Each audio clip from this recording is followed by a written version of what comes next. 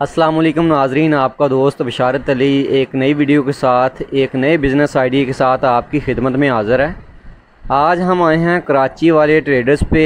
चौधरी मोहम्मद अरसलान सोनू साहब हमारे साथ मौजूद हैं। ये जनाब मालिक हैं इस ट्रेडर के। इन्होंने एजेंसी ली है इनोवेटिव बिस्किट की। इनोवेटिव बिस्किट की एजेंसी इन्होंने कैसे ली, इस पे जो है वो कितनी इन्वेस्टमेंट आती है, कितने पैसों से ये एजेंसी ली जा सकती है, और इस कारोबार में आके आप स्टार्टिंग में मंथली जो है वो कितना कमा सकते हैं या कितनी इनकम ले सकते हैं, इनसे सारी बातचीत करेंगे। ये आप देख रहे होंगे इनोवेटिव की माशाल्लाह बहुत बड़ी एजेंसी है। इनोवेटिव बिस्किट है, बहुत ही फेमस और ज़बरदस्त बिस्किट है, पाकिस्तान की ये कंपनी है। तो भाई से बातचीत करेंगे हम कि कैसा ये कारोबार है, किस तरह ये इस बिज़नेस में आए, किस तरह इन्होंने एजेंसी ली। नए आने वाले दोस्तों से गुजारिश है कि चैनल को सब्सक्राइब कर लें, घंटी के बटन को दबा दें ताकि नई आने वाली वीडियो का नोटिफिकेशन आपको मिलता रहे, और वीडियो को लाइक कर लें। अस्सलाम वालेकुम भाई। वालेकुम सलाम।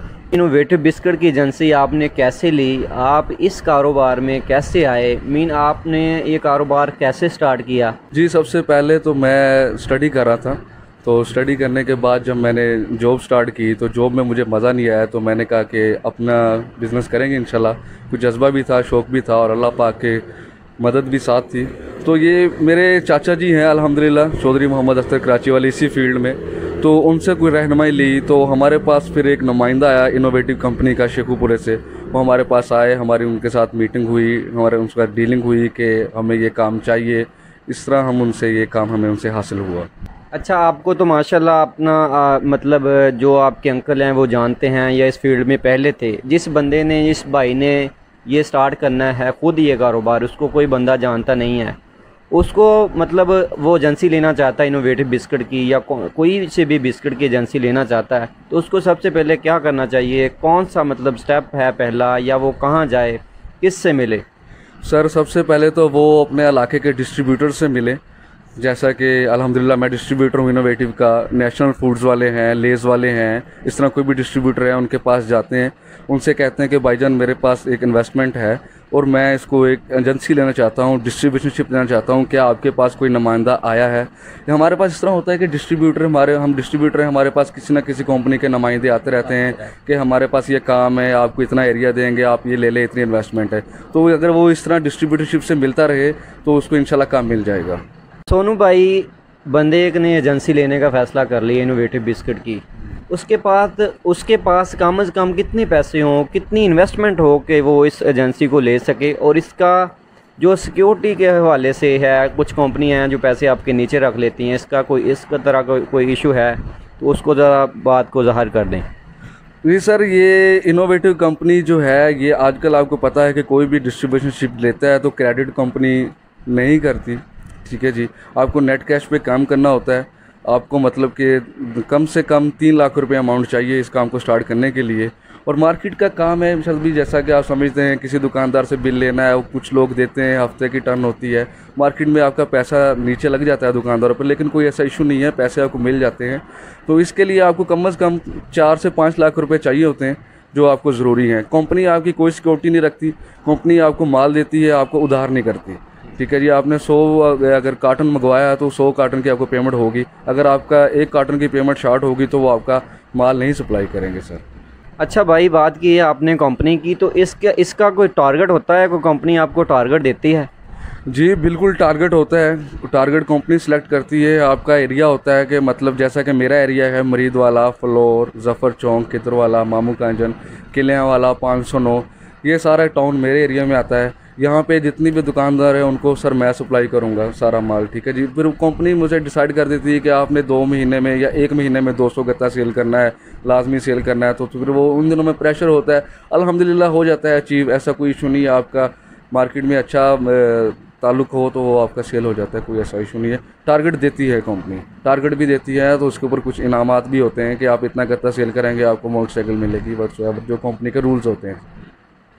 अच्छा, बात की भाई आपने ऑर्डर टेकर की या सेल्समैन की। स्टार्ट में अगर कोई बंदा ये कंपनी लेता है, आया कि वो ख़ुद सेलमैन बने या ख़ुद ऑर्डर ले, या कोई बंदे या कोई मतलब लड़के रखे?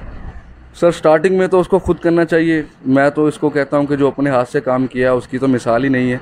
अपने हाथ से खुद काम करना चाहिए। स्टार्टिंग में आप खुद ऑर्डर टेकन करेंगे, आपको मार्केट में इन हो जाएंगे, आपको अकेली दुकानदार वाला शख्स, दुकानदार आपको जानता होगा कि अरसलान सोनू भाई ऑनर हैं, कोई भी मसला होगा डायरेक्ट इनसे करना है। किसी पे भी भरोसा नहीं किया जा सकता शरद भाई।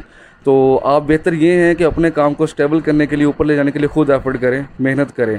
जब आप देखें कि मैं स्टेबल हो गया हूँ, मुझे कुछ अर्निंग अच्छी आने लगी है, तो कुछ तो डिस्ट्रीब्यूटर को ये भी होती है कि इनोवेटिव कंपनी वाले हमें जैसा कि ऑर्डर टेकर भी देते हैं, उनके कुछ रूल्स होते हैं, उनके पूरा करने के बाद वो सैलरी उन्हें ही पे करती है 3 महीने बाद या 4 महीने बाद एजेंसी लेने के लिए। लिहाजा मेरा मशवरा ये है कि आपको स्टार्टिंग खुद करनी चाहिए बजाय किसी से करवाने के लिए। 4-5 लाख रुपया हमने इन्वेस्ट कर लिया, ये मतलब एजेंसी ले ली बिस्किट की, इनोवेटिव बिस्किट की एजेंसी हमने ले ली।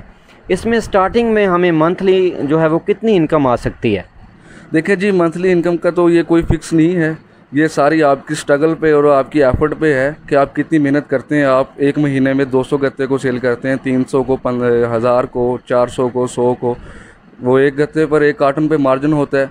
उस मार्जिन को आप कर लें कि अगर फ़र्ज़ करें आप 100 कार्टन है आपके पास और 1 कार्टन का आपको 100 रुपये मार्जिन है, आप 100 कार्टन 2 दिन में सेल कर देते हैं तो आपको मार्जिन अच्छा मिल जाएगा। अच्छा भाई, जो हमारा कोई भाई या देखने वाले लोग हैं, उनमें से कोई बंदा या हमारा भाई ये एजेंसी लेना चाहता है, तो उसके लिए हमें आप क्या मशवरा देंगे कि ये एजेंसी लेके काम स्टार्ट करना चाहिए? जी देखिए जी, मशवरा इमानत होती है, मशवरा अच्छा देना चाहिए। मैं उन्हें यही मशवरा दूंगा कि आपको कोई भी एजेंसी अच्छे ब्रांड की मिलनी चाहिए, आप इसको करें। मार्केट का काम बहुत अच्छा है, लेनी चाहिए। लेकिन ये एजेंसी डिस्ट्रीब्यूटरशिप के रूल होते हैं कि कुछ एरिया में उसी ही एक डिस्ट्रीब्यूटर होता है, 2 डिस्ट्रीब्यूटर नहीं होते हैं। जैसा कि इनोवेटिव का डिस्ट्रीब्यूटर मैं हूँ और दूसरे नहीं होंगे, इसी तरह उनको दूसरे एरिया में जहाँ पे उनका कोई नहीं होगा डिस्ट्रीब्यूटर, उस एरिया में जाकर उनको डिस्ट्रीब्यूटरशिप मिल सकती है। बिस्किट की एजेंसी लेने के बाद बिस्किट आपने रख लिए, सारा मतलब माल आ गया, इसके साथ आप और भी कोई माल रख सकते हैं, एक्स्ट्रा कुछ चीज़ें इसके अलावा मार्केट में जो सेल होती हैं या मतलब रोज़मर्रा की चीज़ें हैं वो भी रख सकते हैं साथ? जी बिल्कुल, आप पे एजेंसी या कंपनी कोई भी आप पे वो लागू नहीं करती कानून के आप कुछ नहीं सेल कर सकते, सिर्फ बिस्किट ही सेल करेंगे, ऐसी कोई बात नहीं है। मैं साथ में ट्रेडिंग भी करता हूँ, जैसा कि लाइफबॉय शैम्पू आपको बैक साइड पे मेरा नज़र आ रहा होगा डिस्प्ले में, और सुप्रीम चाय है मेरे पास, चाय शैम्पू सरफ, मैं साथ में इसको भी मार्केट में लेके आ रहा हूँ।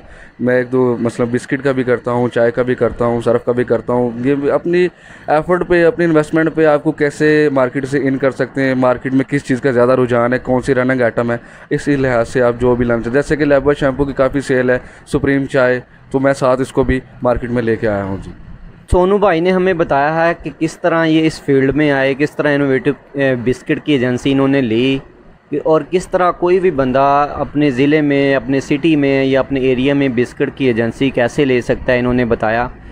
इस पे स्टार्टिंग में तकरीबन 4 से 5 लाख रुपया आपको इन्वेस्टमेंट करना पड़ेगी। उसके बाद आप 30-35 हज़ार रुपया जो है वो कमा सकते हैं मंथली इस कारोबार से, इस बिज़नेस से। तो उसके साथ साथ इन्होंने कहा है कि ओपनली आप कोई ना कोई साथ कुछ चीज़ें रख सकते हैं, रोज़मर्रा ज़िंदगी में जो इस्तेमाल होने वाली अशिया हैं वो रख सकते हैं, तो उनमें से एक अलग प्रॉफिट आ सकती है आपको। और साथ साथ इन्होंने बताया कि किस तरह आप ख़ुद अपने हाथ से काम करें, ख़ुद ऑर्डर लें या ख़ुद अपना सेलमैन बने, ख़ुद जाके ऑर्डर लेके आएँ। तो लास्ट में इनसे पूछते हैं कि इन्होंने अपनी शॉप का नाम जो है इन्होंने कराची वाले ट्रेडर्स कैसे रखा, क्यों रखा? तो बेसिकली हम कराची के रहने वाले हैं, मेरे दादा जान कराची से यहाँ पे शिफ्ट हुए थे, तो ये 1960 की बात है, 1960 की। तो उस वजह से लोग फिर उनको कहने लगे कि कराची से शख्स आया है चौधरी जान मोहम्मद कराची वाले, तो उनके रेफरेंस से नाम चलता आता है वालिद साहब के नाम के साथ, चौधरी मोहम्मद रशीद कराची वाले। तो मुझे अपनी पहचान तो और बनाने के वक्त भी लगता है, कोई और नाम बनाना हो, तो अल्हम्दुलिल्लाह ये एक मेरा नाम मार्केट में बहुत अच्छा चल रहा था, इस वजह से मैंने अपनी शॉप का नाम कराची वाले ट्रेडर्स रखा है। सोनू भाई से सारा जो है वो बिस्किट की एजेंसी का हमने आइडिया लिया है, कैसा बिज़नेस है। इंशाल्लाह नेक्स्ट ऐसी ही वीडियो के साथ, ऐसे एक यूनिक बिज़नेस आइडिया के साथ आपकी खिदमत में दोबारा हाज़िर होंगे। तब तक के लिए इजाज़त दीजिए, अल्लाह हाफिज़।